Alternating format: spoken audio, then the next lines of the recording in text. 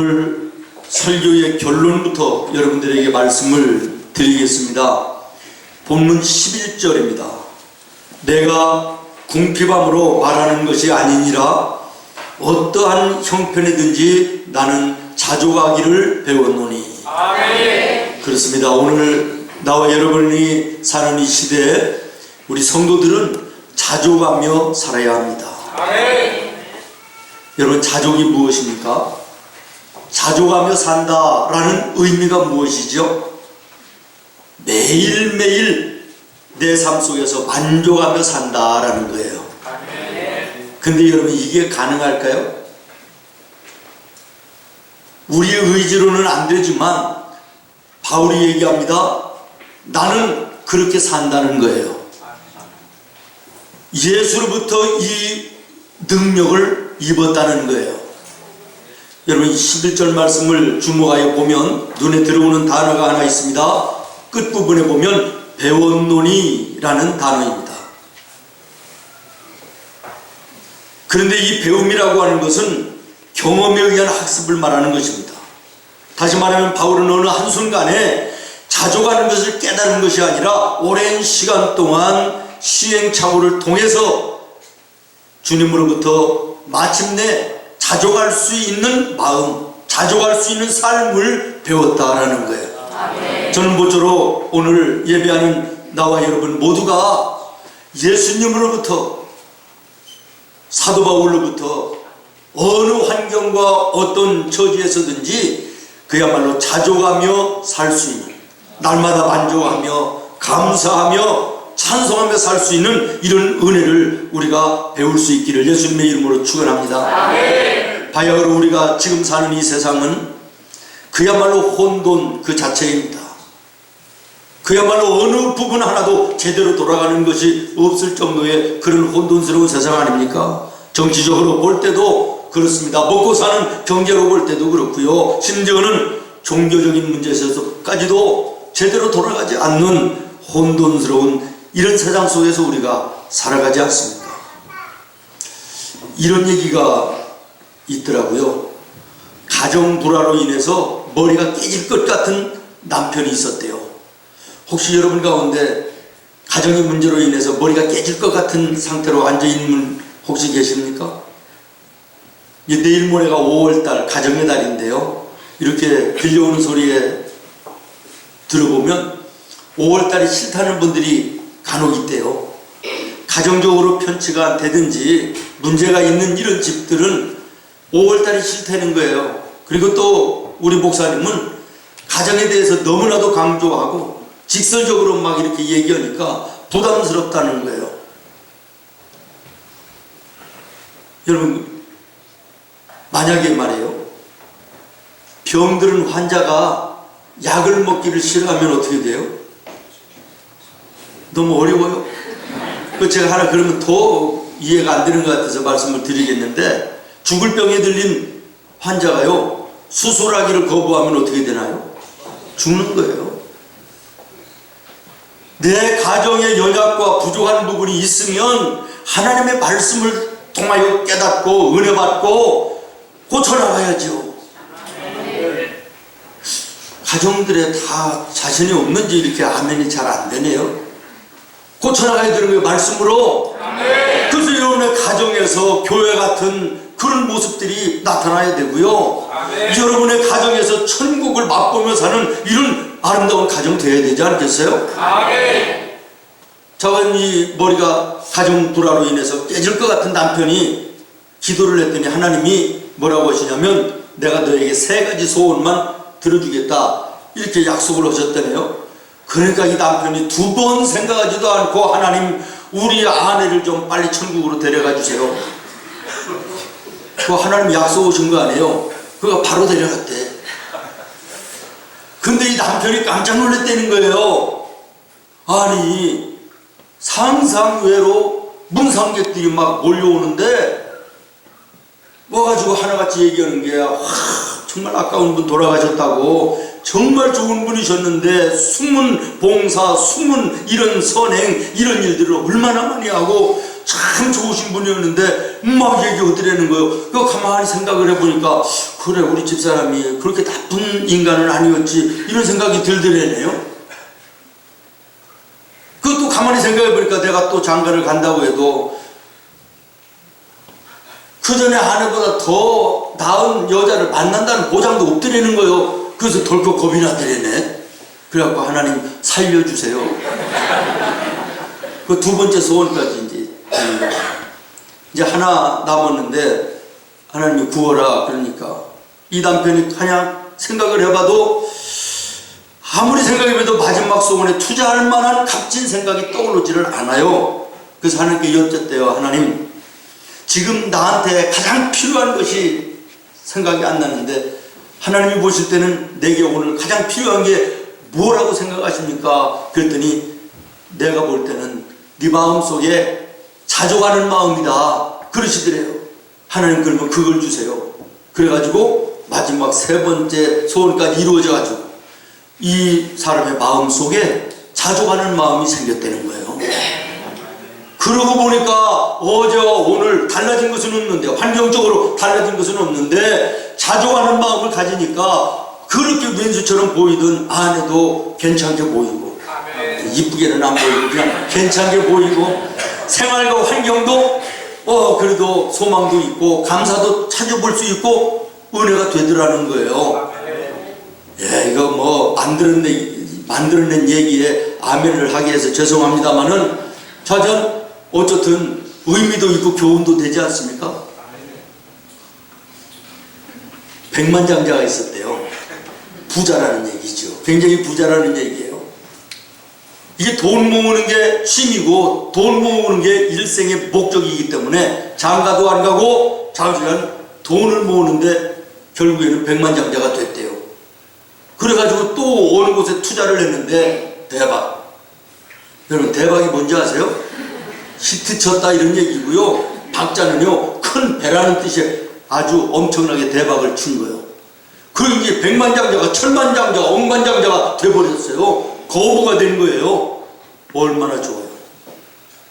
근데 한번 주식에 투자를 크게 했다가 몽창 날아가가지고 휘청하고 흔들렸어요. 그래서 은행에 가서 잔고가 얼마나 되나 그리고 확인을 해봤더니 10만 달러 남아있더라는 거예요. 그래서 이 많은 돈이 다 어디로 가고 10만 달러만 남았나 그래서 쇼크를 먹어가지고 죽었대요. 그 장가도 안 갔으니 말이야. 아내도 애들도 없고 상속받을 사람이 없는 거예요. 그래서 찾아보는데 친척들도 없어요. 찾고 찾았는데 저 시골에서 농사지는 조카 하나가 있더래요. 가난하게 사는 조카가. 그 이제 은행에서 거기에다가 조카한테 10만 달러를 상속을 해준 거예요. 하루아침에 이 조카가 10만 달러 거대한 재산이 생긴 거 아니에요? 심장마비로 죽었다. 여러분 똑같은 10만 달러인데 한 사람은 너무 적어서 죽고 한 사람은 너무 커서 죽은 거예요. 얼마나 안타까워. 너무 적어서 죽은 사람은 비천에 처할 줄을 몰라서 그랬고 너무 커서 죽은 사람은 풍부에 처하는 방법을 몰랐기 때문에 죽은 거 아니에요? 저는 이 말씀을 보면서 이 사람들이 평소에 하나님의 말씀을 좀 알았더라면 하나님의 말씀을 알았더라면 얼마나 좋았을까 이런 생각을 해봤어요. 여러분 12절 말씀 같이 읽어요. 12절 시작. 나는 비천에 처할 줄도 알고 풍부에 처할 줄도 알아. 모든 일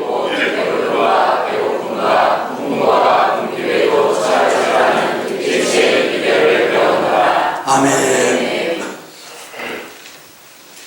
오늘 우리가 먼저 생각할 말씀은요 이 12절에 내가 비천에 처할 줄도 알고 라고 하는 말이에요. 사실 바울은 예수님을 위해서 그 영광과 복음 증거를 위해서 오히려 비천에 처하기를 자원했던 사람 아닙니까? 우리가 잘 아는 대로 사도 바울은 좋은 가문에서 태어났어요. 베냐민 지파라 그랬어요. 왕족이라는 게 왕가라는 오늘 얘기하면 금수저집이에요. 금수저를 물고 태어났다. 시브리인 중에 시브리인이고 로마의 시민권을 가졌으며 최고 학부에서 공부했다는 거예요. 가말리엘의 문화에서 공부를 했다라는 거예요. 다시 말하면 장래가 촉망되는 탄탄대로의 젊은이였다는 거예요. 그런데 그가 어느 날 다메섹으로 가던 길에서 강력한 은혜의 체험을 통하여 부활하신 예수님을 만나요. 그리고 그가 완전히 삶이 바뀌는 거예요. 다시 말하면 예수님을 위해서 스스로 자기 자신이 비천한 자리에 삶을 찾아가는 이런 삶으로 바뀌었다는 거예요. 그는 예수님을 위해서 수많은 비박을 받았습니다. 조롱과 멸시를 당했습니다. 수없이 매를 맞기도 하고 돌멩이의 세례를 받기도 하고 또 감옥에 투옥되는 이런 일들도 당하고 다른 사람 가지도 않는 이방 나라에 복음 들고 찾아가서 추위와 더위와 배고픔과 목마름과 헐벗음 속에서 예수님의 복음을 전하는 이런 일을 감당하면서도 한마디도 하나님을 향하여 원망하지 않고 단 한 번도 불평하지 않고 하나님 거룩한 일을 감당했다는 거예요. 아멘. 왜였습니까? 구원해 주신 하나님 은혜가 너무너무 감사하고 아멘. 자기의 비천한 삶을 통하여 하나님 영광 받으시고 예수님이 이름이 이 땅 위에 존귀하게 된다면 오히려 나의 비천이 영광이라고 하는 인식이 그에게 있었기 때문이라는 거예요. 아멘. 130여 년 전에 선교사님들이 우리나라에 들어오셨어요.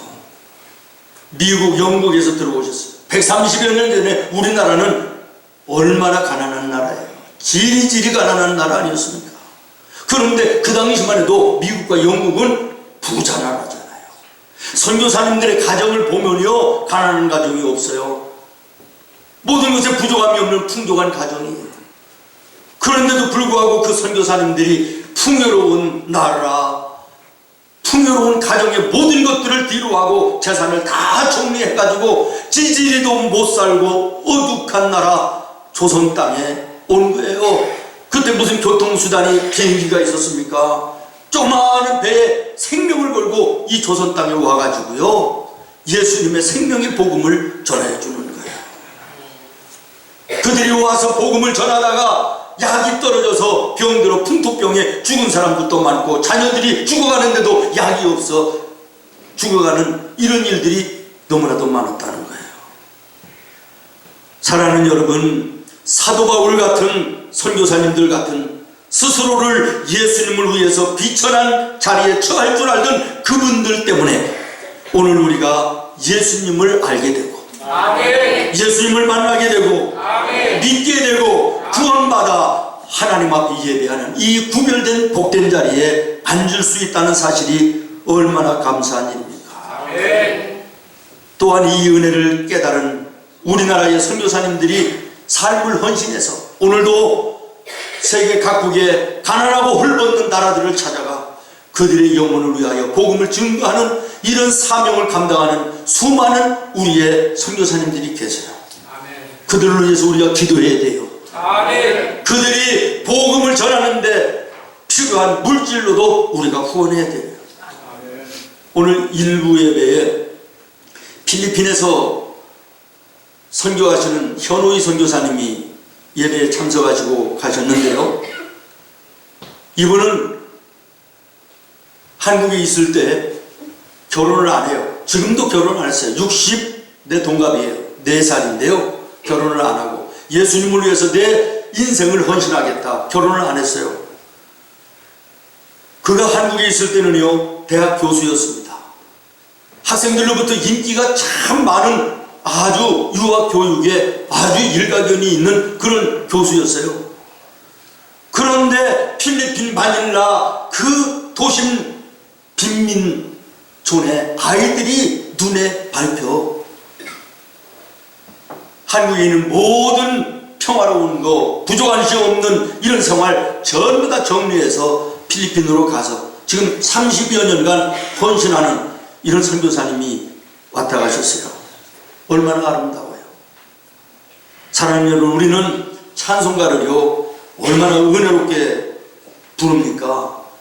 푸른 바다 나서니 모 어디 괴로우나 즐거우나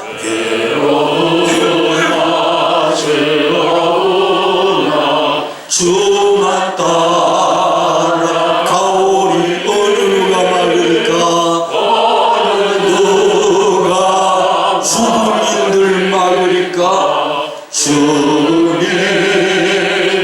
막으리까 어느 누가 막으리까 주민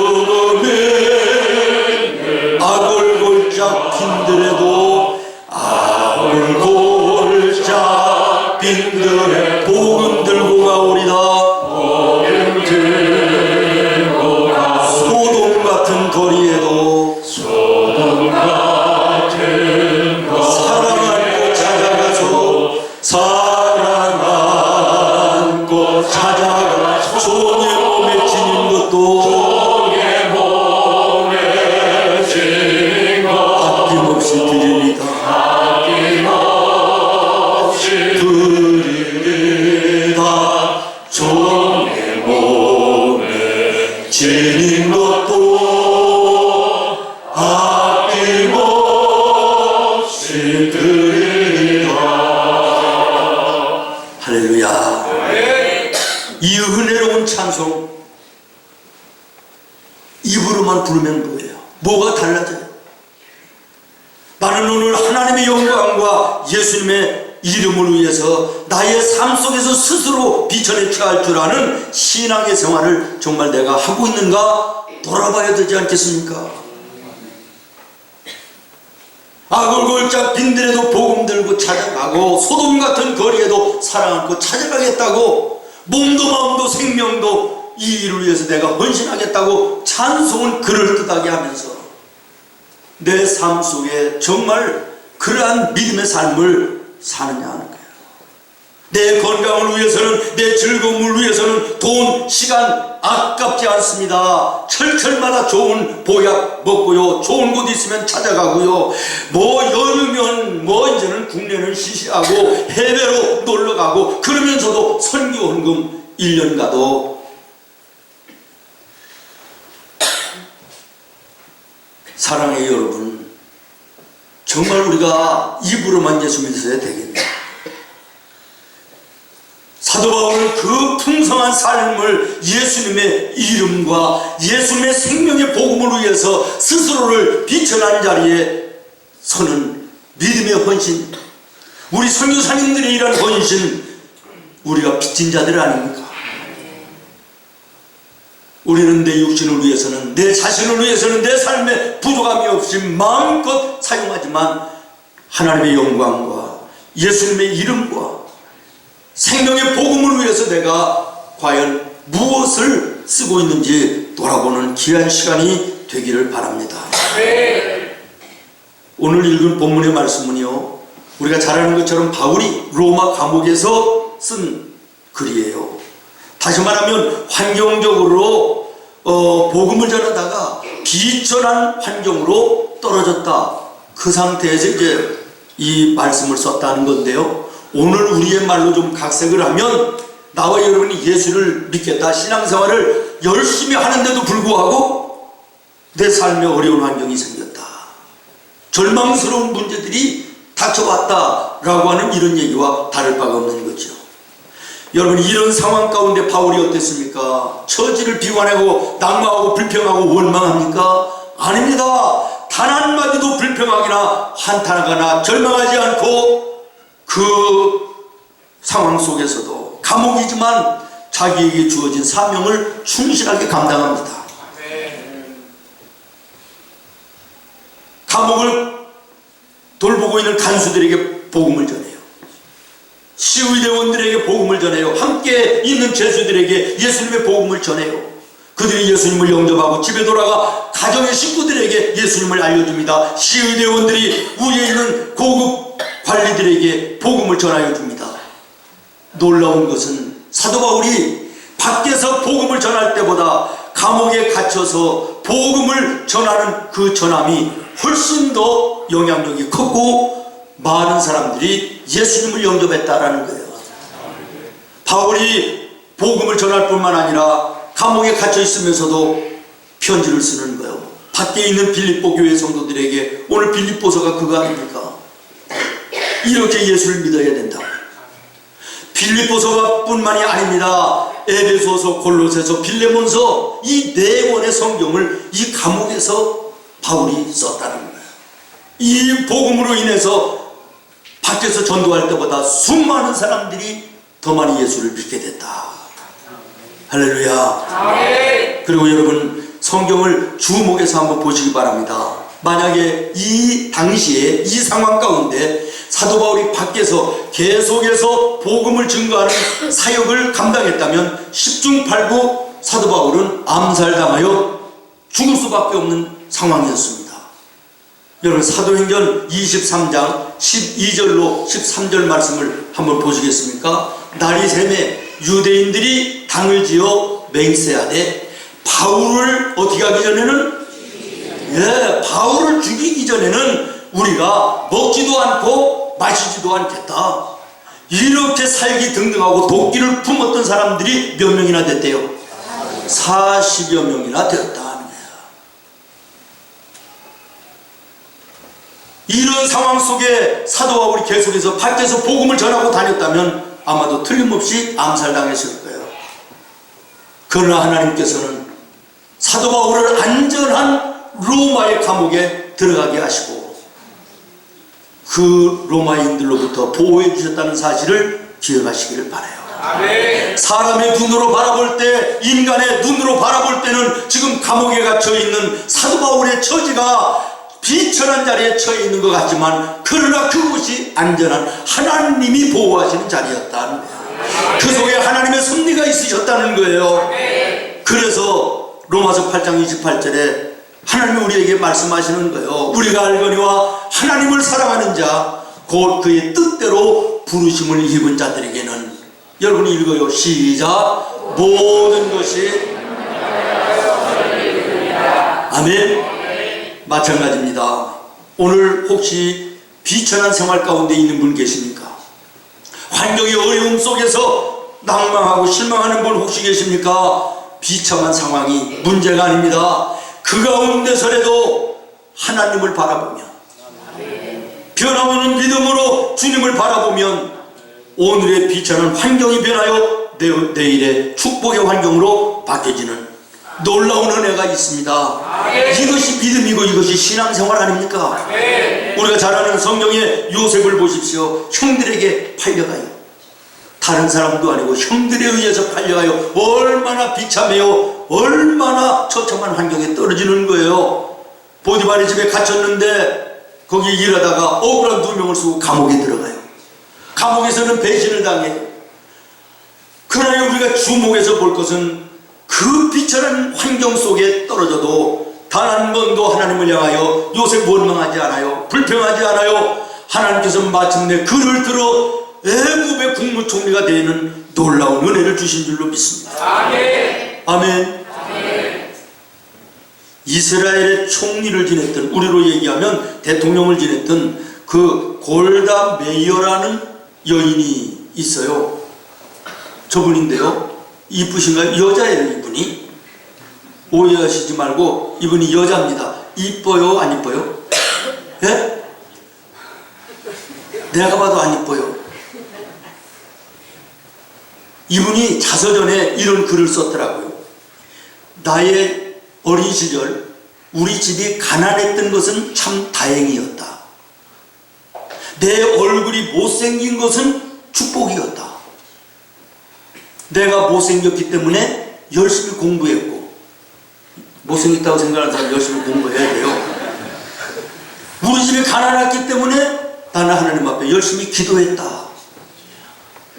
나의 약함이 이 나라에 오늘 도움을 주는 자가 됐다.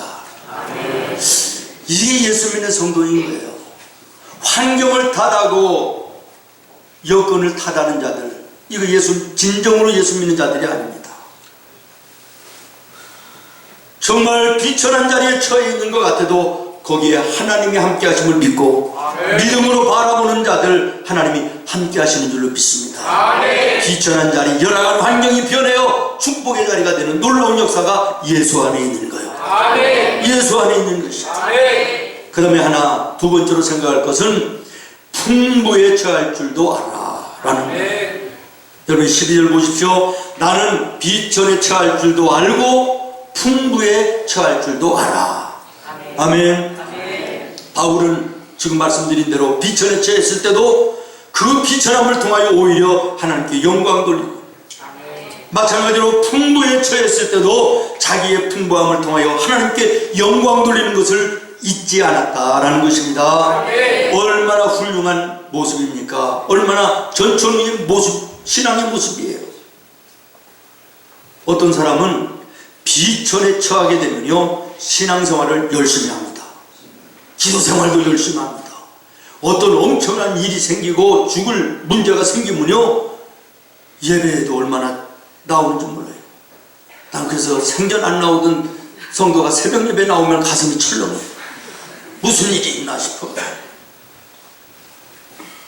그러다가 그 문제가 잘 해결되고 평안해지고 풍부해지면 열심히 뚝 끊어져요. 언제 내가 기도했으며 언제 내가 예배했나 끊어져요. 왜 그렇습니까? 풍부에 처할 줄을 모르기 때문에 그래요. 오늘 예배하는 나와 여러분은 풍부에 처할 줄도 아는 믿음의 성도들이 되기를 바랍니다. 아멘. 사도행전 14장에 보니까요 바울과 그 바나바가요 루스드라에서 복음을 전하는데 수많은 사람들이 모여와서 복음을 들어요. 바울이 보니까 그 중에 날 때부터 안진뱅이 된 사람이 하나 있는데 그 마음을 보니까 예수를 사랑하는 마음이 뜨거워요. 바울이 외치는 거예요. 일어나라. 벌떡 일어났어요. 수많은 사람들이 이 사람은 사람이 아니다, 신이 사람의 모습으로 내려온 것뿐이다. 그래가지고 바울을 하나님처럼 섬기면서 뭐 소를 잡아라 양을 잡아라 제사를 드린다고 난리가 난 거예요. 막 높이고. 그랬더니 바울이요 당황해가지고 옷을 찢으면서 부르짖는 거예요. 여러분들, 나는 사람입니다. 나도 여러분과 똑같은 사람입니다. 우리가 여러분들에게 복음을 전하는 것은 이와 같은 어리석은 짓을 그만두라고 복음을 전하는 것입니다. 하나님께만 영광을 돌리십시오. 예수님만 믿으십시오. 외쳤다라는 거예요. 얼마든지 인기가 높아지고 신처럼 떠받들어지는 풍족한 상황으로 올라가는 그 절호의 기회에도 사도 바울은 겸손하게 자기 자신을 낮추고 하나님께 영광 돌리고 예수님의 이름만 존귀하게 하는 이러한 믿음의 사람이었다는 거예요. 그의 좌우명이 무엇입니까? 먹든지 마시든지 나는 무엇을 하든지 하나님의 영광을 위하여 살겠다. 이게 사도 바울의 좌우명이에요. 사랑하는 성도 여러분, 지금 나에게 있는 풍부한 것이 있다면 이것이 하나님께서 나에게 주신 사명이에요. 여러분에게 건강이 있고 다른 사람에 비해서 젊음이 있고 다른 사람에 비해서 많이 배웠고 돈이 있고 물질이 있으면 그것이 하나님이 나에게 주신 사명이라 그런 말이에요. 그런데 내가 가지고 있는 이것을 나만을 위해서 사용하는 이런 모습은 내게 없습니까? 이건 사명을 망각하는 것입니다. 사명을 저버리는 것입니다. 사명을 오용하는 것입니다. 하나님이 기뻐하지 않습니다. 다시 한번 여러분에게 있는 거, 다른 사람들보다 더 많이 가지고 있는 거 한번 생각해 보세요. 나는 다른 사람보다 시간이 많다, 돈이 많다, 나는 다른 사람보다 건강하다, 다른 사람보다 나는 젊다. 다른 사람에 비해서 여러분에게 풍성하게 있는 거 하나님이 여러분에게 주신 사명이라는 거예요. 그거 가지고 하나님의 나라와 예수님의 이름과 어려운 이웃들을 섬기며 돌아보고 봉사하고 헌신하고 희생하는 이 삶을 살아야 된다는 거예요. 여러분 성경 누가복음 6장 38절을 보십시오. 주라, 이렇게 말씀이 시작이 돼요. 주라. 무엇을 주라는 거예요? 무엇을 주라는 거예요? 내가 너에게 풍족하게 다른 사람들보다 풍성하게 준 거, 그거 주라는 거예요. 어려운 사람들을 위해서, 힘든 사람들을 위해서 나눠주라는 거예요. 그리하면 너에게 줄 것이니 곧 후이 되어 두르고 넘치도록 하여 너에게 안겨주리라. 아멘. 아멘. 아멘. 주라는 거예요. 주라. 주는 자가 복된 자고, 주는 자에게 하나님께서는 더 많은 것을 줄 수 있도록 아멘. 넘치게 부어주신다, 그러는 말이에요. 아멘. 다른 사람에 비해서 내게 있는 풍부한 거 있습니까? 들켜주고 나만 사용하는 것은 이건 하나님의 뜻을 막는 거예요. 말씀을 마치고 정리합니다. 마지막으로 세 번째 생각할 것은 사도 바울이 어떠한 형편에서든지 자족할 수 있었던 비결이 무엇인가? 대답이 13절입니다. 시작. 내게 능력 주시는 자. 아멘. 믿습니까? 아멘. 예. 고향이 시골인 분들은요, 경험해 보신 분들도 있을 거예요. 저는 어렸을 때 학교 갔다 올라오다 보면 초등학교 때 말이에요, 여름 같은 때는 막 소나기가 갑자기 내려가지고 징검다리를 건너야 우리 집을 가는데 징검다리가 덮여버려요. 물이 막 내려가느라고요, 흙탕물이 내려가는데 무섭죠. 그래도 집에는 가야 되잖아요. 그러니까 책보를 머리에다가 이고 건너가는 거예요. 건너가다가 무서워서 밑에 물을 쳐다보면 어떻게 되죠? 너무 어려워. 이게 경험을 안 해본 분들은 얘기가 잘 안 되는데, 그러면요, 물살이 막 내려가는데 눈이 어디로 빙빙 돌아가지고요, 넘어져요. 빠지면 거기 또 내려가는 거 죽는 거예요. 큰일 나요. 안전하게 건너가는 방법이 뭐죠?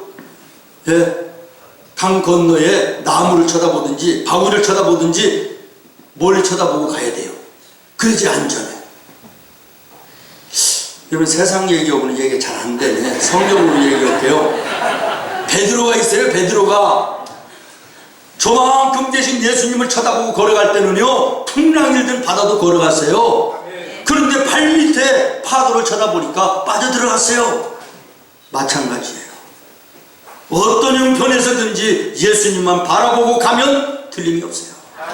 환경 쳐다보고 가면 이겨낼 수 없어요. 넘어지는 거예요. 사람들은요, 비천에 처했을 때 비천한 환경만 바라보기 쉬워요. 풍부에 처해져도 풍부한 그 환경만 바라보기 쉬워요. 모두가 실패할 확률이 높아요. 왜 그런지 아십니까? 비천에 처한 것도 풍부에 처한 것도 영원하지 않아요. 유동적이에요. 변하는 거예요. 그러니까 그 환경만 바라보고 살면 늘 인생은 불안정해요. 오늘 여러분의 인생이 비천하든지 풍부하든지 그것만 쳐다보고 살면 여러분의 인생은 평안이 없어요. 안전하지 못해요. 왜? 이따가 없어지는 것이거든요. 변하는 것이거든요. 영원히 변치 않은 것은 하나님밖에 없어요. 우리 주 예수 그리스도밖에는 없는 거예요. 환경을 쳐다보면 빙글빙글 돌아넘어질 수밖에 없지만 멀리 계신 우리 주님을 바라보면 안전하게 인생길 걸어갈 수 있는 거예요. 말씀 마치겠습니다. 바다에 보면 조만하게 보이는, 주먹만하게 보이는 돌섬, 사람도 살지 않은 조그마한 섬들이 우리나라에도 이렇게 많더라고요. 사람이 눈에 볼 때는 조그마한 주먹만한 돌섬 같지만 태풍이 불어와서 파도가 넘쳐나고 나무 뿌리가 뽑히는 이런 바람이 와도요, 그 섬, 돌섬 끄떡없습니다. 수천 수만 톤의 선박이 와서, 군함이 와서 들이받아도 배가 깨질 망정 주먹만한 그 섬은요, 끄떡없어요. 왜 그렇습니까? 보기에는 작아도 그 밑에는 지구라고 하는 거대한 땅에 붙어있기 때문에, 연결되어 있기 때문에 그런 거예요. 오늘 세상의 눈으로 나를 바라볼 때는, 인간의 눈으로 나를 바라볼 때는 별 볼 일 없는 자 같지만, 많이 배우지도 못했고 잘나지도 못했고 많은 것을 가지고 있지는 못하지만, 그러나 여러분, 예수 믿는 성도임에 틀림이 없다면 우리는 전능하신 하나님과 우리는 연결되어 있는 자들이에요. 예수님이 우리의 마음속에 있는 자들이에요. 전능하신 그분이 나와 함께 하는 거예요. 누가 우리를 어떻게 하겠습니까? 사도 바울은 이 믿음의 진리를 깨닫고 담대하게 외치는 거예요. 하나님이 어떤 하나님이냐? 천지를 창조하시고 전능하신 그 하나님이 하나밖에 없는 아들 예수님을 나를 위해서 이 땅에 보내주시기까지 나를 사랑하시는데 아멘. 내가 무엇 하나님께 달라고 하면 안 주실 것이 뭐가 있냐? 나는 두려울 것이 없다는 거야. 비전에 처해도 풍부에 처해도 나는 그 환경으로 인하여 일희일비하지 않겠다는 거예요. 하나님을 바라보겠다는 거예요. 오늘 우리가 사는 이 시대에 어디를 돌아봐도 소망이 없는 참 답답한 세상입니다. 그러나 하나님을 바라보면 소망이 있습니다. 예수님 바라보고 걸어가면 그 길에는 복된 길입니다. 형통한 길입니다. 환경과 여건이 문제되지 않습니다.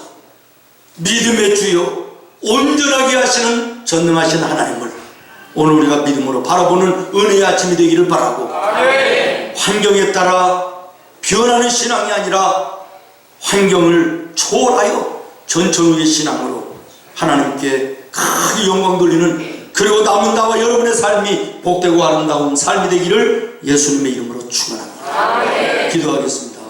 주님